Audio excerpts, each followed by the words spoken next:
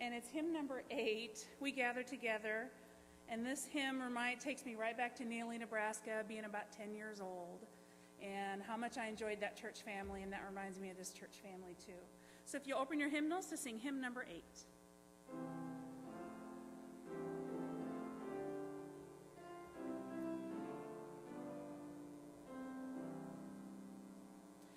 We gather together to ask the Lord's blessing. He chastens and hastens His will to make known. The wicked oppressing now cease from distressing. Sing praises to His name. He forgets not His own. Beside us to guide us, our God with us joining, ordaining, maintaining His kingdom divine. So from the beginning the fight we were winning. Thou, Lord, wast at our side. Oh, glory be thine. We all do extol Thee, Thou leader triumphant, and pray that Thou still our defender wilt be. Let Thy congregation escape tribulation. Thy name be ever praised. O Lord, make us free. Let's do one more hymn. Does anyone have one that they would like to sing, one that is your favorite? Yell it out to me. What's that? What hymn is The Old Rugged Cross? Who can find it?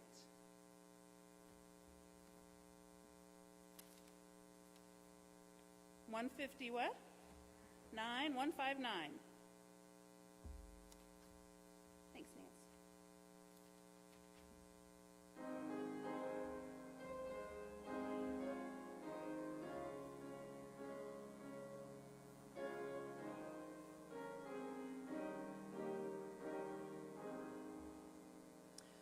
On a hill far away stood an old rugged cross, the emblem of suffering and shame. And I love that old cross where the dearest and best for a world of lost sinners was slain. So I'll cherish the old rugged cross till my trophies at last I lay down. I will cling to the old rugged cross and exchange it someday for a crown. We'll sing the last verse.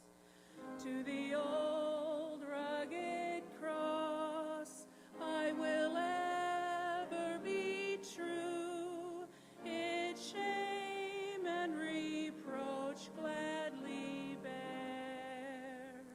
Then He'll call me someday to my home far away, where His glory forever I'll share. I'll cherish the old rugged cross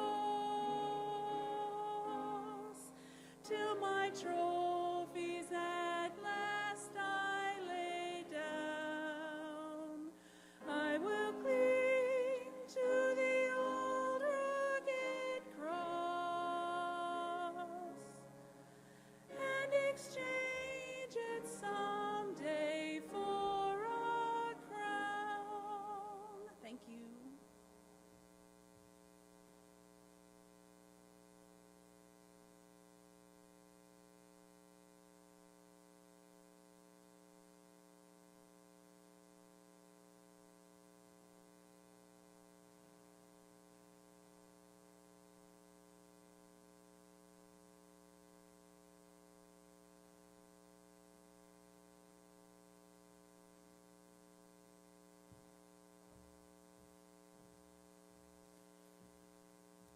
I have some good news about investment.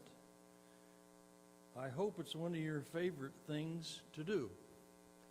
At this time of year, things are starting to bud out and grow.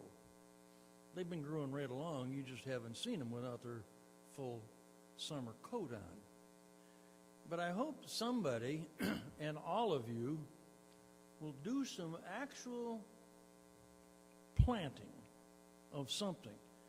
We're studying about health this month, and I don't see anything healthier than growing your own veggies. I have grown tomatoes for years, and last year I had some, both my green stuff that I don't like too well, neither does President Bush, but cauliflower and broccoli. And I put out a few other things, I just let them run wild, my corn didn't do well.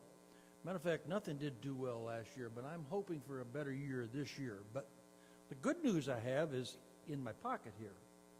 I got a letter from the conference, matter of fact, just the day before yesterday. And I says, well, I wonder how West County did. So I'm going to tell you. The number one team, if you'll put it that way, is Kimberly City. They raised $2,312.23. The number two team, these are not the biggest churches in the conference, Lebanon, $2,298. That's down from last year, and so was the first one.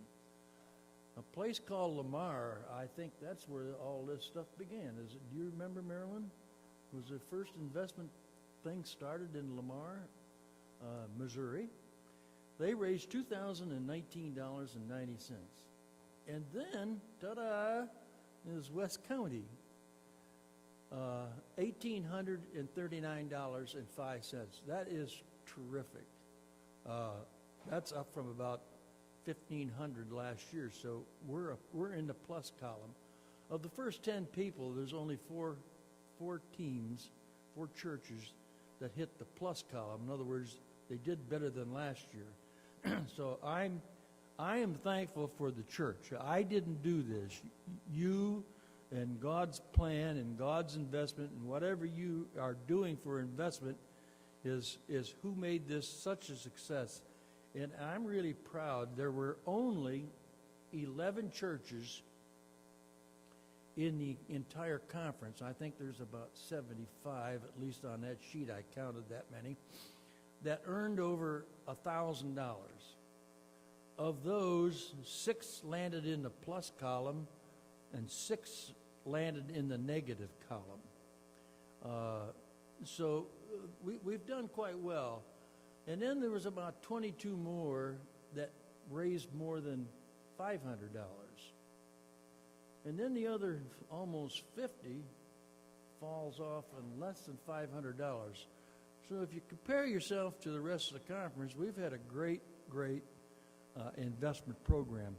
Now, they also sent me some things that are what happens to all this money. There is offerings that some of you, unless you're an older Seventh-day Adventist, may not have even ever heard of. For example, in the Sabbath school, there's 5 offerings. Birthday thank. That's when you're thankful that you had another birthday. And I find the more you have, the longer you live, so I like them. So I think you ought to be thankful for your birthdays. I don't mind if you put it in the investment offering. I think you ought to put something in somewhere every time you have a birthday. There is, of course, investment, which we do. There is Sabbath school regular offerings. That goes to the missions. There is Sabbath school and expense. That stays here. And then there's one other offering that we maybe don't even remember anymore. It's called 13 Sabbath. I got an email a couple days ago about you may be an old Seventh-day Adventist if you, and it give you a whole lot of things. And I saw one there just sort of tickled me to death. It says, if you can take your shoes and socks off, and it's okay to wade in the water, but you can't go swimming. So some of these old sayings that Adventists had are confined to our denomination in particular. So but this year, of that investment offering that's collected, 25% stays right in this little area of the country. It's the east and the southeast. It's Columbia Union and Southern Union. So that money is going to those, earmarked for those two unions. Each year they pick out a different two unions in North America. But I'd like you to turn over, if you've got your Sabbath School Quarterly, and look at the back of that. And the reason I want you to look at that is I spent some time in most every country you see on the back of that, and I didn't happen to bring mine up front, but on the back of that there's a place called Spain. When we were in Spain in 1961, there were, I think, 10 or 12 churches, period, in Spain. Spain is a predominantly Catholic country. At the time we were there was 29.5 million people. Today, I think the paper says there's about, 45, Brian? You're looking at it. Is that about right? 44 million? Oh, it's in little print. You need your glasses. But I think there's around 40-some million there now.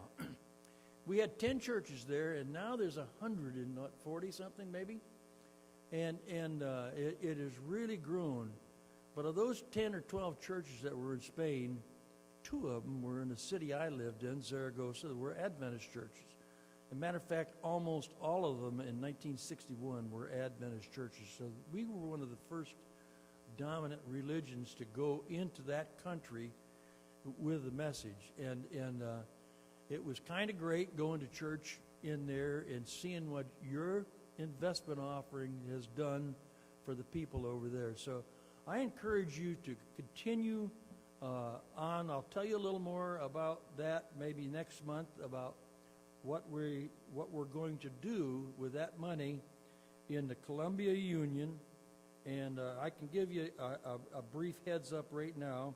The Columbia Union Chaplaincy Outreach Ministries and Life Skills Academy and the Allegheny East Conference. Southern Union is going to have a community center on International Drive in Orlando, Florida, and we'll tell you a little more about that next month. But if you know where Orlando is, you know there's a little theme park pretty close to there, and just literally 52 million people visit that theme park each year. So that's going to be part of the Adventist Community Center. And then they're going to have a Hope on the Move ministry bus. So I want you to think about that as you get set for the summertime. Go out and plant some garden and dedicate it to God. Maybe it's some flowers you got that aren't blooming too well. I know one guy in Central dedicated 25 cents for every bloom he got in his plant, and I don't know what that cost him, but a great deal, as I recall. So if you make God your partner, He will bless. So I'm asking you now, as our pianist plays, whatever yours is, that right down here in the center is one offering plate. That'll be for investment. And have a happy Sabbath.